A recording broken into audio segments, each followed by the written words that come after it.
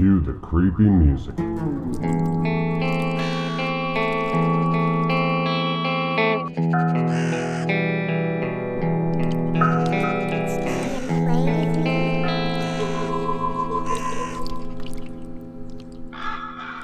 Hello and welcome to the Witching Hour, where a disturbed author tortures another disturbing author from Raventail Publishing about how they torture their readers.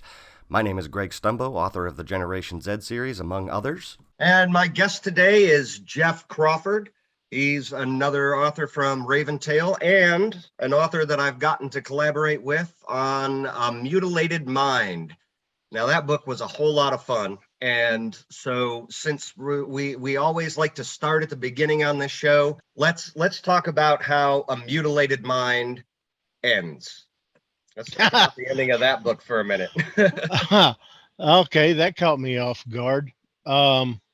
I was lucky enough to get to write the last chapter of that book, and I wanted to make everybody really twitchy about what was coming. Yeah. Maybe not what they would read, but what they were envisioning was coming next in this character's life. And I think by keeping it very, very simple in the last 4 sentences, it was probably the scariest 4 sentences of the book to me. Oh, most assuredly. That you had me twitching, and I wrote the book with you. That was the fun part. I knew if I could get you on the edge of your seat, I knew I could get everybody else. Well, I'll tell you what, the whole experience with that, and I get to talk with a lot of people about this book on a fairly regular basis. And the best way I can describe it is that we're throwing chapters back and forth, and I would wake up in the morning to sit down and read the update that you had sent me from the night before, and there were plenty of mornings to where I would open up the file and immediately have to just close the laptop and walk away. It was, I mean, and I knew that was going to be a great chapter sitting in front of me, but it's like I'm sitting here with my first cup of coffee. I can't right now, Jeff. I got real lucky on that one. Drawing straws, flipping the coin, however you want to look at it happening. I could not have done the daylight side of that. I couldn't have done the good side, the normal side. It's just not in me. But the other is where I have a little bit of a grasp of how to do. So reading what you would send me and looking for the open window or the breadcrumbs. Okay, here's a direction I can go. That was a huge help because I don't do well with the normal. So I didn't have to do that part. I just had to find the thread and pull it. And that's what made it a lot of fun.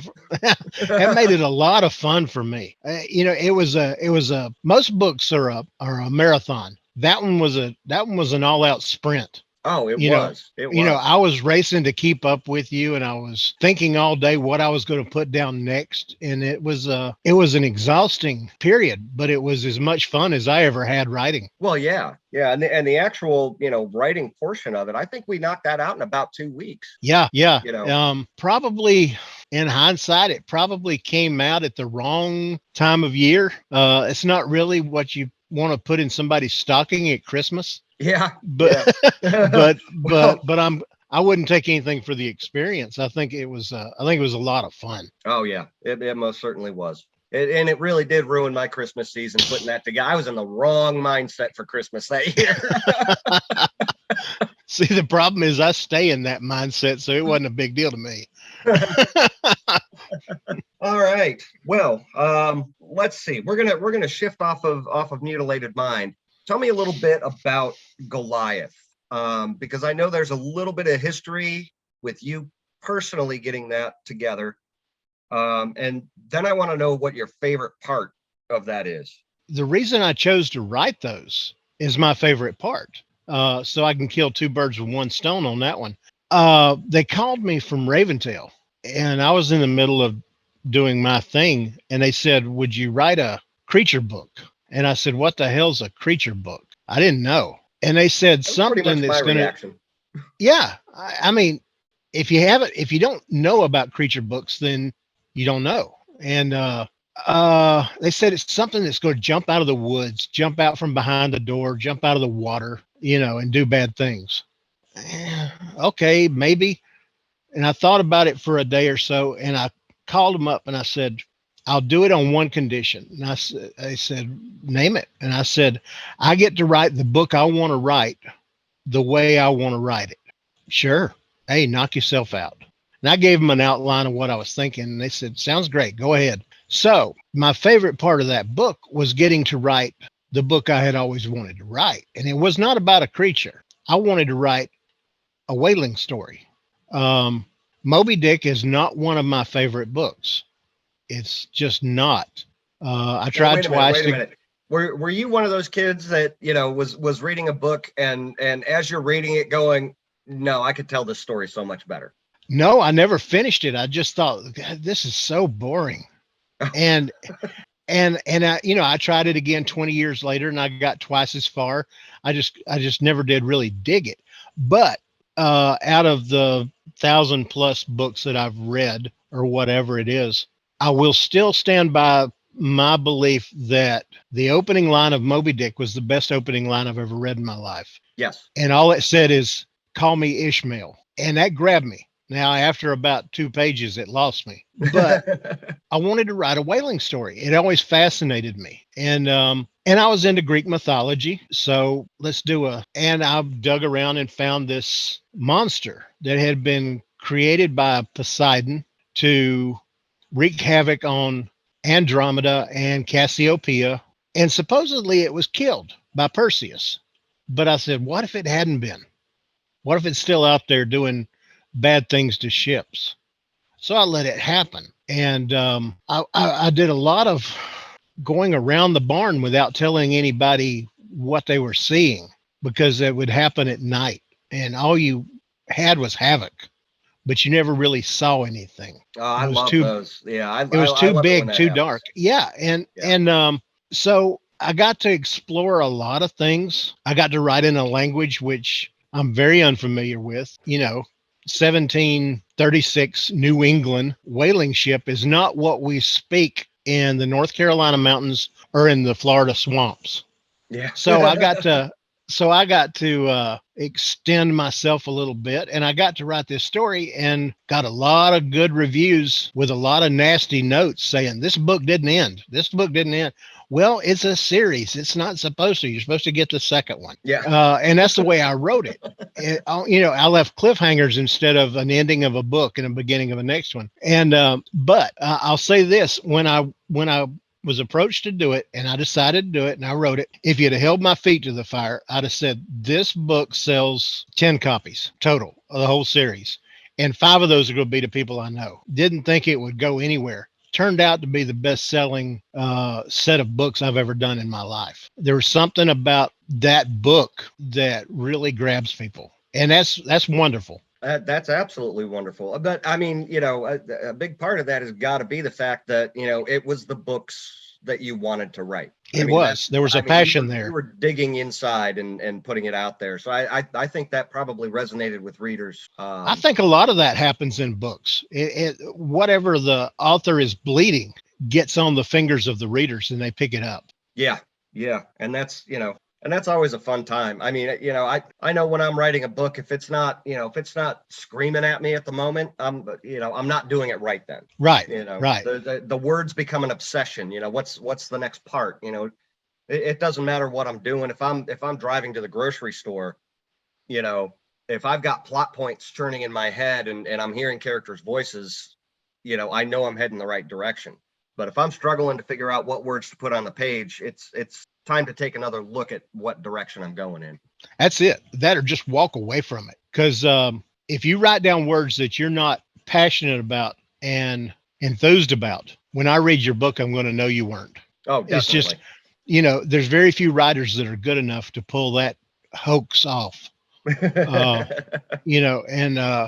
So, if the words aren't coming, if they're not flowing, they're not jumping onto the screen, that's when I get up and take a walk or watch a ball game or play my banjo something, and then come back to it when the words are ready to come out. Yeah, I'm the same way. I could be working, hard and heavy on a project, hours a day for days on end, and then just reach a point to where it's like, nope. And I will not put a single letter on a page for days, sometimes, weeks, and people like to throw comments about, you should be writing every day, and, you should still be, work.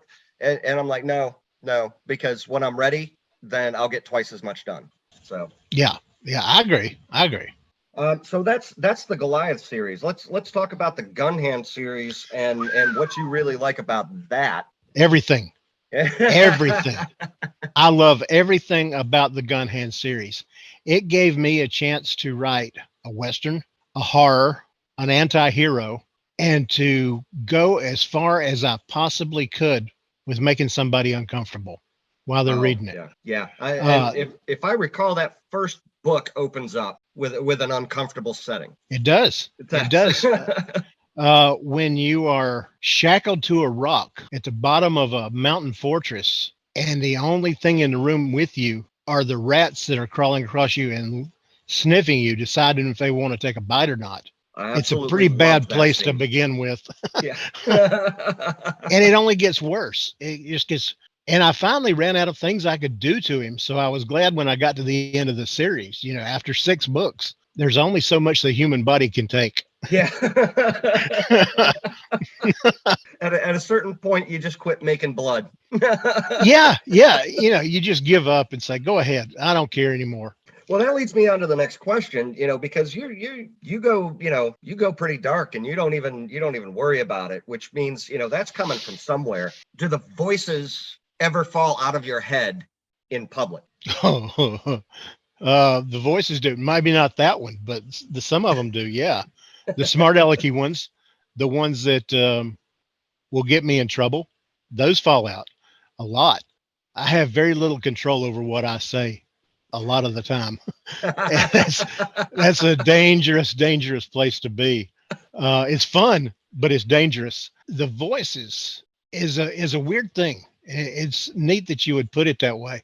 I sit down to write, and I have zero idea most of the time what I'm going to write about. I just know it's time to work. So I sit down and I go to work. And then when I say, okay, I'm done, the switch flips, and I go watch University of Florida play football or Atlanta play baseball. And the next night when I come back and sit down, I turn on my keyboard and the switch gets flipped and everything else goes away and the dialogue starts. And I didn't train to do that. I have zero education in this.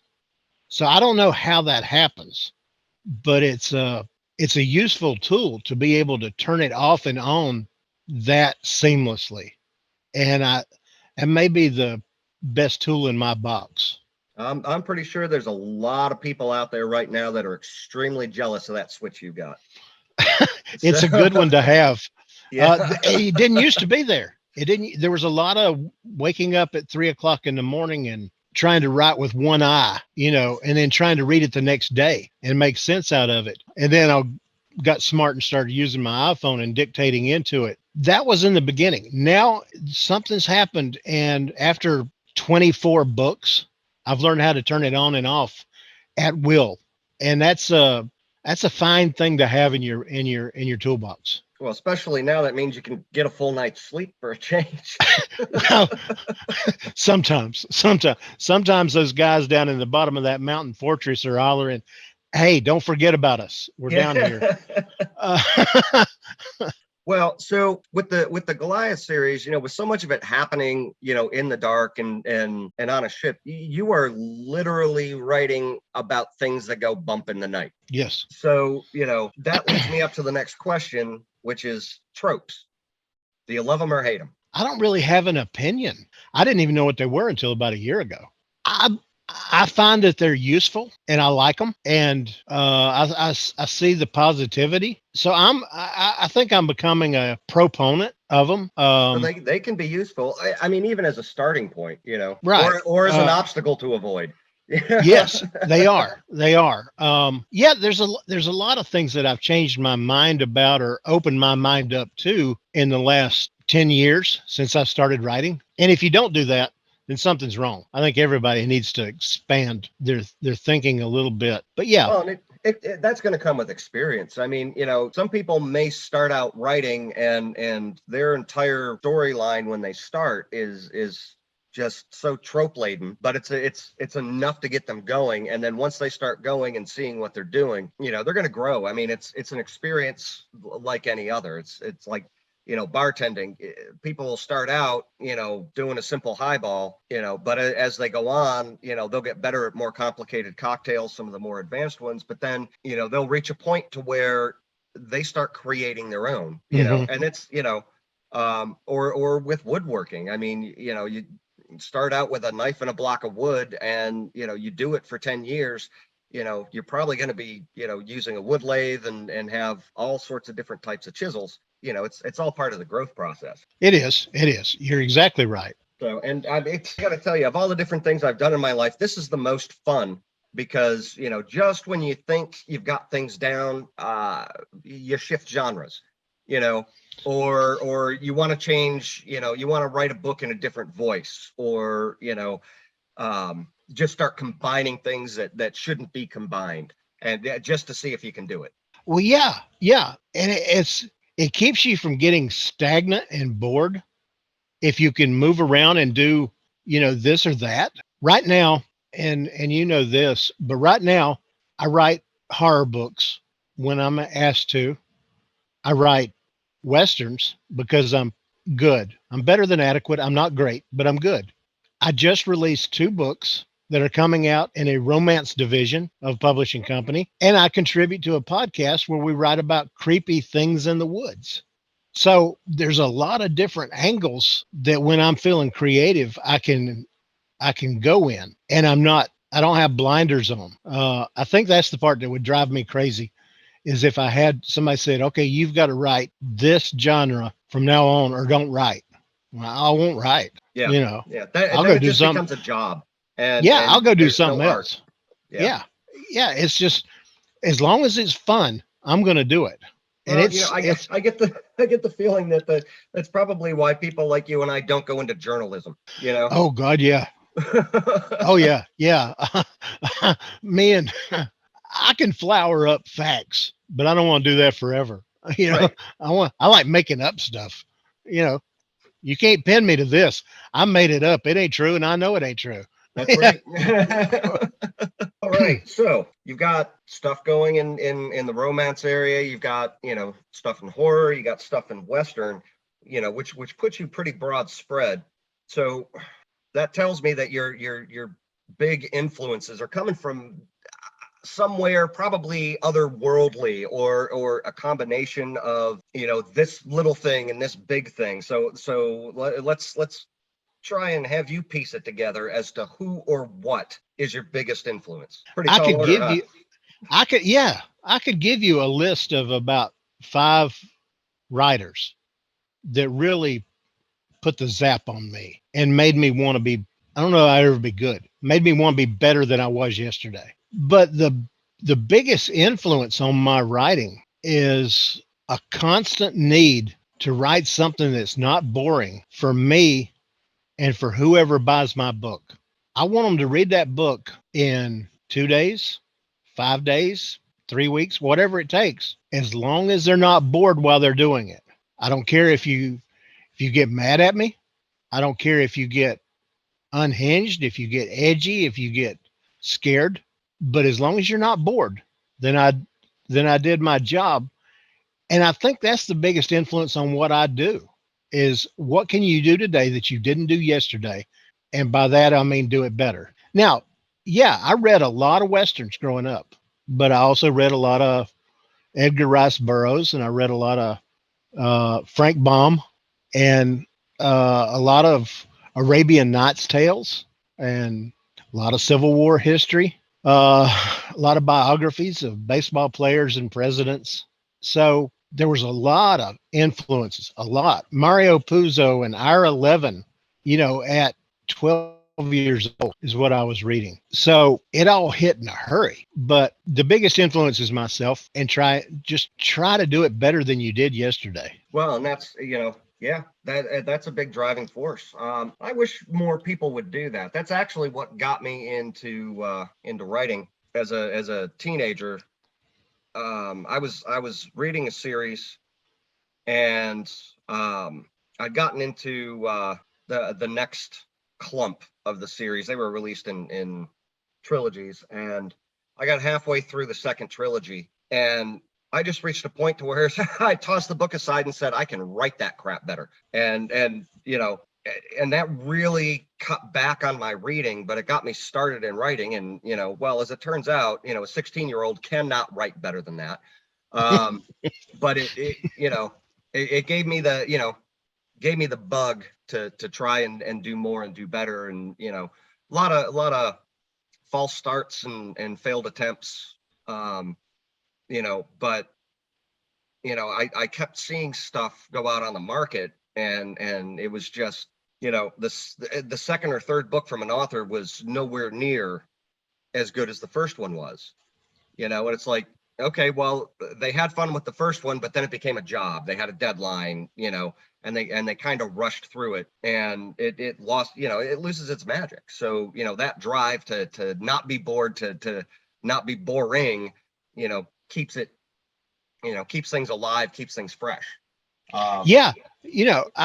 When I read Stephen King's Dark Tower series, and I've read almost everything he's ever done, and I'm like everybody else in the world, I think he's brilliant.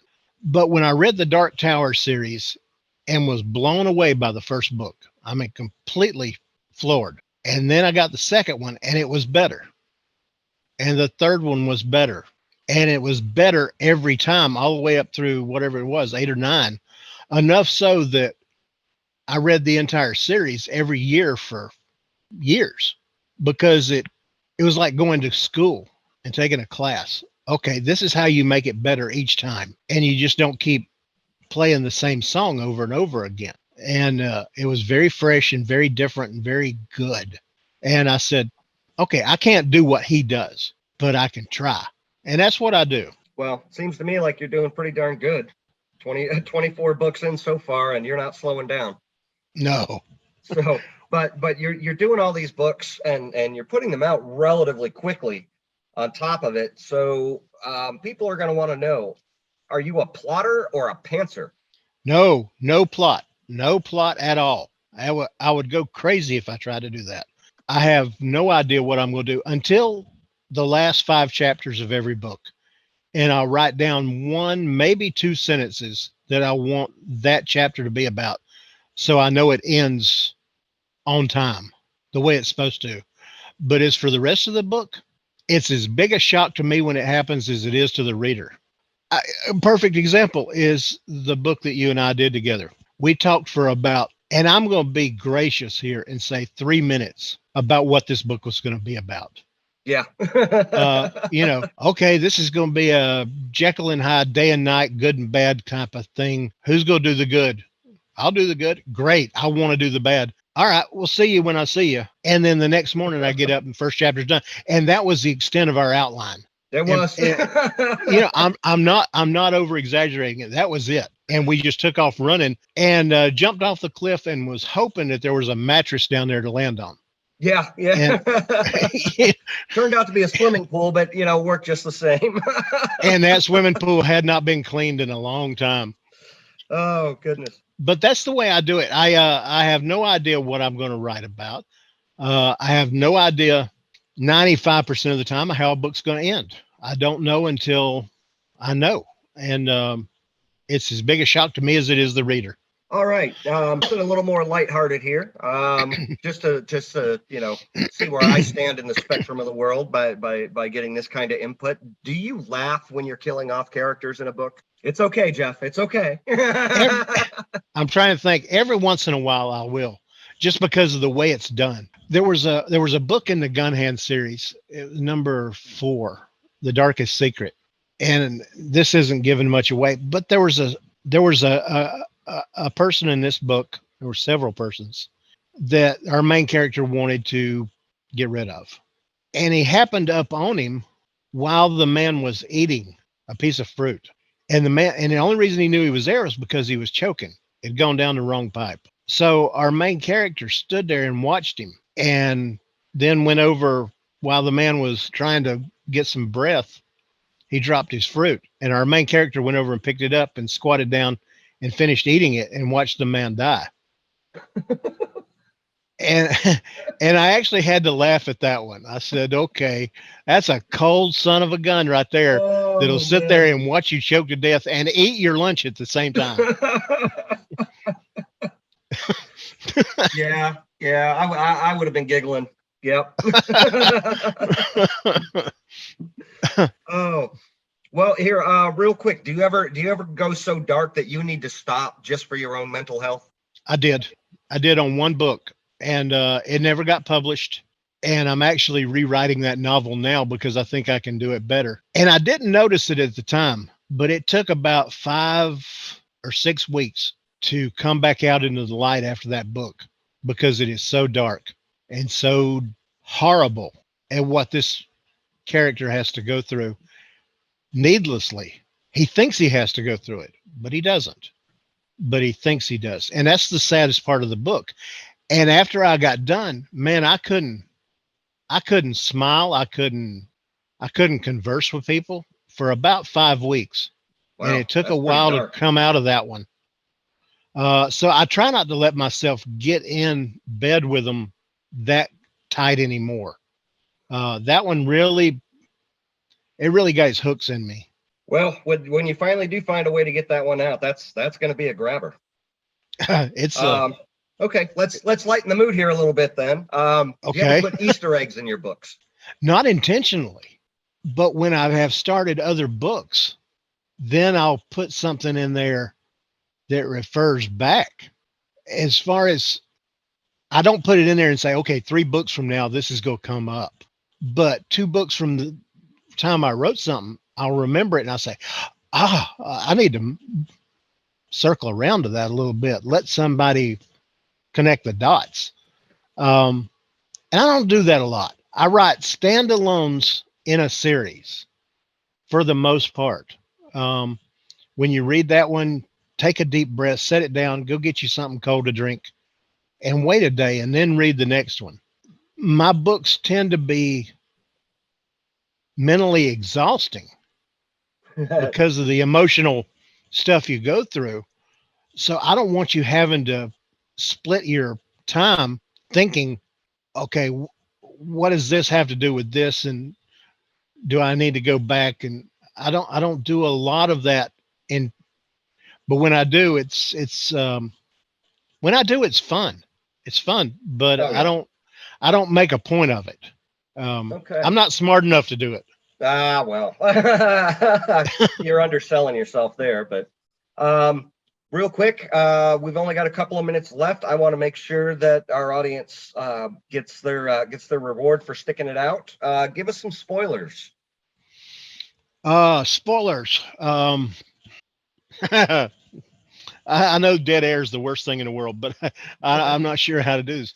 Okay, westerns. Tears for a Gunslinger. You read that; it's the beginning of the Gabriel Ransom series. There's 3 in that one. They're all standalones with the same character. They're totally different stories. They're not connected. Tears for a Gunslinger has the most bizarre ending you'll ever read in your life. I don't care what book you read, you'll never read one with an ending like that. It's worth buying that book just to read the last 2 pages. If you like Twin Peaks and like being completely turned 180 degrees, Tears for a Gunslinger is the book for you. I do that with my horror books, with the Gun Hand series, and the one I just released today. One of the ones that just had 2 books released today. That's a feather in my cap. That's never happened. There's a book called Ashes in the Wind. Hang on. When you get to the last 2 chapters, it is not what you're expecting. Hang on to something. Somebody. Have somebody grab you because you will fall. All right. Fantastic. All right. In 60 seconds or less, tell people where they can find your stuff. Uh, Find me on Instagram, Facebook, TikTok. Huge write up on my Amazon author page. You can find every book I've ever written. And you'll find a little bit about me. But I'm all over social networking, and I'm with Raventail. You'll see me on the author page there. You'll see me on the Dusty Saddle publishing page. And if you drop a comment on any of those, I swear to goodness I'll respond. I am not a snob. Fantastic. All right, guys. This has been Greg Stumbo talking with Jeff Crawford. I hope you guys enjoyed this episode. We'll have another one coming up. Make sure you hunt him down all over social media and find his author page on Amazon. It's been a blast, Greg. Thank you. All right. Thanks a lot, Jeff.